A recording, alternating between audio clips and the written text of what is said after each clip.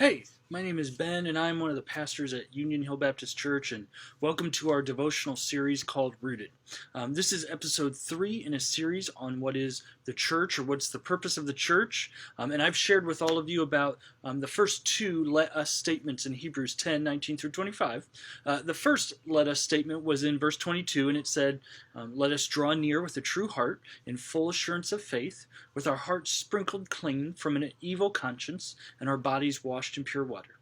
The second let us statement was in verse 23, and it said, let us hold on to the confession of our hope without wavering, since he who promised is faithful.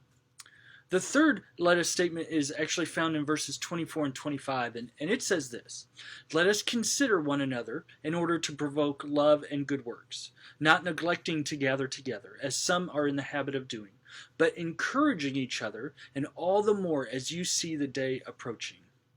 You know, there are some great statements in these two verses.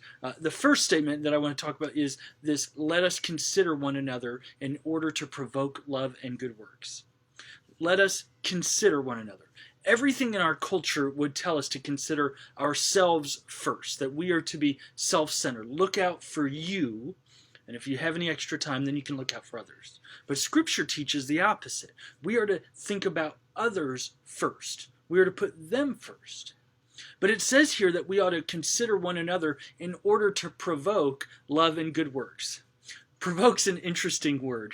When I think about provoking someone, it's generally not in the context of pushing them towards love and good works.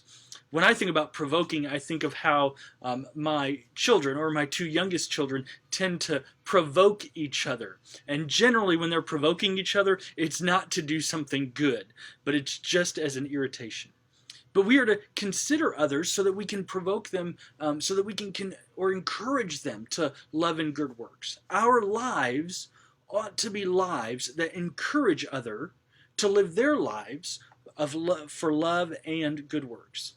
The author goes on to say, not neglecting to gather together, as some are in the habit of doing, but encouraging each other, and all the more as you see the day approaching. The author's encouragement to not give up gathering together is in the face of persecution. Some of the recipients of this letter are worried about the persecution they're facing, and they might be retreating from gathering together so that life would be easier. And the author says, don't do that. And what reason does the author say they ought to gather? It's not for them themselves, but he says so that they can encourage each other. They are to gather not so they can be spiritually fed or so they can sing the songs they want. I think we've turned the corporate gathering into a very self-centered affair. We ask questions or make statements like, what did I get out of it? Or did we get to sing the songs I like? Or did we do something that I didn't like? The author here says to gather so that we can encourage others. Right now, if you're not gathering physically with your church because of health concerns, that's completely understandable. I don't want you to hear what I'm saying and think Ben is saying that no matter what, you ought to be meeting with your church if your church is meeting. If you have health concerns or it would not be wise for the sake of your health to not attend physically, then you need to not meet physically.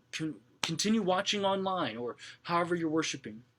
But if you're not gathering because you just kind of got out of the habit, or you just don't want to, or you'd rather watch online by yourself, then you need to heed the words that the verses say.